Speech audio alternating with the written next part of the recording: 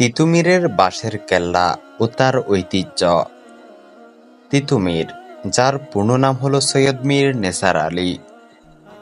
তিতুমীরের জন্ম ২৭ জানুয়ারি ১৭৮২ সালে। জন্ম হয় ২৪ পরগনার বসিরহাটে চাঁদপুর গ্রামে। তারপর তিতুমীর চলে যান ভারতের পশ্চিমবঙ্গে। তিতুমীরের পিতার নাম সৈয়দ মীর হাসান আলী এবং তার মাতার নাম আবিদা রোকাইয়া খাতুন। অনেক বিশেষজ্ঞদের মতে জানা যায় যে তার পূর্বপুরুষরা ইসলামে চতুর্থ খলিফা হযরত আলী রাযিয়াল্লাহু আনহু-এর বংশধর। তিতুমীর ছিলেন ব্রিটিশ বিরোধী বিপ্লবী। জমিদার ও ব্রিটিশদের উপর ছিলেন এক অনন্য বিপ্লবী মানুষ। তিতুমীর হচ্ছে উপমহাদেশের স্বাধীনতা আন্দোলনের অন্যতম শহীদ বীর যোদ্ধা।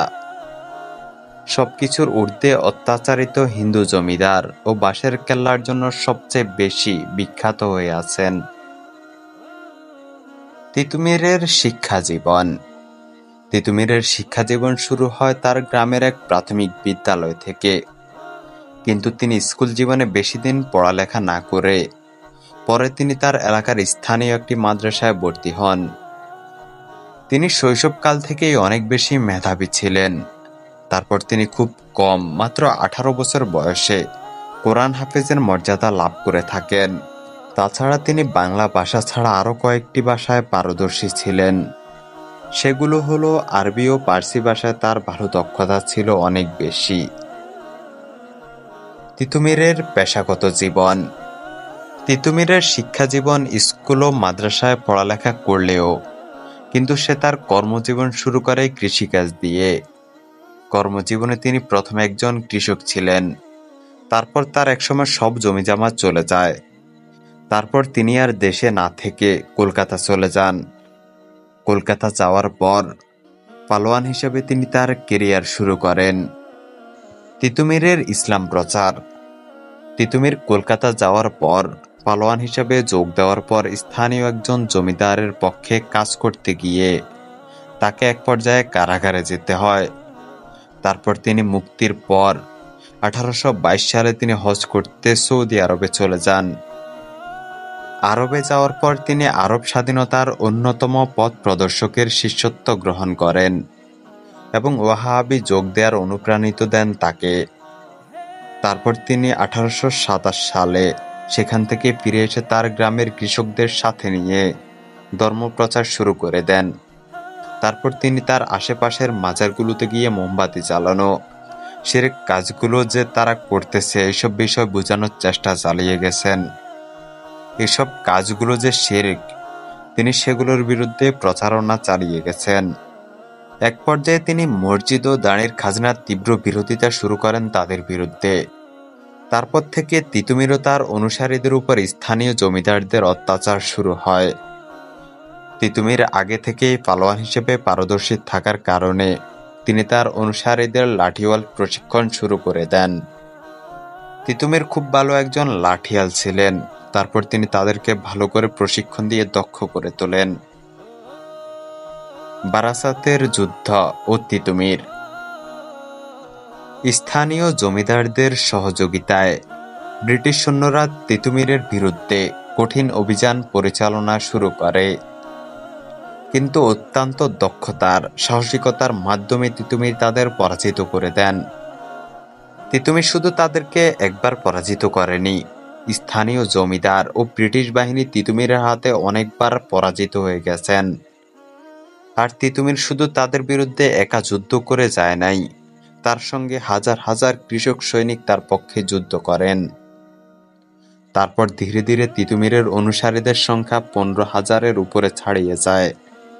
তখন তার বুদ্ধিতে ব্রিটিশদের বিরুদ্ধে মজবুতভাবে রুখে দাঁড়ানোর জন্য বারাসাত শহরের কাছে তিনি নারিকেল বাড়িয়ে ঐতিহাসিক বাঁশের কেল্লা তৈরি করে নেন। এর কিছুদিন পর ওই এলাকাগুলো তিতুমীরের নিয়ন্ত্রণে চলে আসেন। ২৪ পরগনা, নদিয়া ও ফরিদপুর। অবশেষে ১৮৩১ সালে ব্রিটিশ সৈন্যদের এক শক্তিশালী বাহিনী নিয়ে তিতুমীরের বাঁশের কেল্লার চারদিক দিয়ে তারা ঘিরে ফেলে। তারপর তারা আধুনিক অস্ত্র ও সরঞ্জাম দিয়ে তিতুমীরের বাঁশের কেল্লায় আক্রমণ চালায়। এই সময় তিতুমির বলে যান, লড়াইয়ে হারজিত থাকবেই, তাতে আমাদের কোনো রকম ভয় পেলে চলবে না। আমরা আমাদের এই যুদ্ধ চালিয়ে যাব, আর দেশের জন্য শহীদ হয়ে মরতে পারা অনেক বেশি মর্যাদার। তিতুমিরের বলে যাওয়া কথা। তিনি আরো বলে যান, এই লড়াইয়ের মাধ্যমে আমাদের লড়াই শেষ হয়ে যায় নাই। আমাদের কাছ থেকে তারা আরো বেশি অনুপ্রেরণা পেয়ে এই দেশকে তারা একদিন উদ্ধার করবে, আর আমাদের দেখানো পথের মাধ্যমেই তারা এই দেশকে স্বাধীন করবে। আর এই বাহিনীর সঙ্গে তিতুমিরের বাহিনী ও তিতুমিরের বাঁশ ও লাঠি দিয়ে এই যুদ্ধে তাদের সঙ্গে একসময় পরাজিত হয়ে যায়। তাদের সঙ্গে যুদ্ধ করতে করতে অতঃপর তিতুমির বীরত্বের সঙ্গে শাহাদাত বরণ করেন। ব্রিটিশ কমান্ডার তিতুমিরও তার অনুসারীদের বীরত্ব ও সাহসিকতার কাজ দেখে লড়াইয়ের প্রশংসা করেন। তারপর এই ঘটনার কারণে তিতুমিরের কমান্ডারকে ফাঁসিতে ঝুলানো হয়। আরও কিছু সংখ্যক লোকজনকে যাবজ্জীবন কারাদণ্ড ঘোষণা দেয় ব্রিটিশ বাহিনী। তিতুমির ছিলেন ভারতীয় আন্দোলনের এক অন্যতম প্রেরণার উৎস। আত্মত্যাগ ও ব্রিটিশ বিরোধী আন্দোলনে দিয়েছিলেন এক নতুন শক্তি। তিতুমির বাংলাদেশের স্বাধীনতা যুদ্ধে উপস্থিত না থেকেও মুক্তিযোদ্ধাদের জন্য প্রেরণার উৎস হিসেবে তাদের মনোবল বাড়িয়ে দিয়ে গেছেন। তিতুমিরের জীবনের সম্মাননা। তিতুমির স্মরণে বাংলাদেশে অনেক কিছু তার নামে স্থাপন করা হয়। যেমন মোহাম্মদ জিন্নাহ কলেজকে সরকারি তিতুমির কলেজ নামকরণ করা হয়। এছাড়া বুয়েটের একটি হলের নামকরণ করা হয় তিতুমির হল। তারপর বিবিসি শ্রোতা জরিপে সর্বকালের শ্রেষ্ঠ বাঙালিদের তালিকায় তার স্থান ছিল 11তম। নৌবাহিনীর একটি জাহাজের নাম ও তিতুমিরের সম্মানে জাহাজটির নাম বিএনএস তিতুমির রাখা হয়।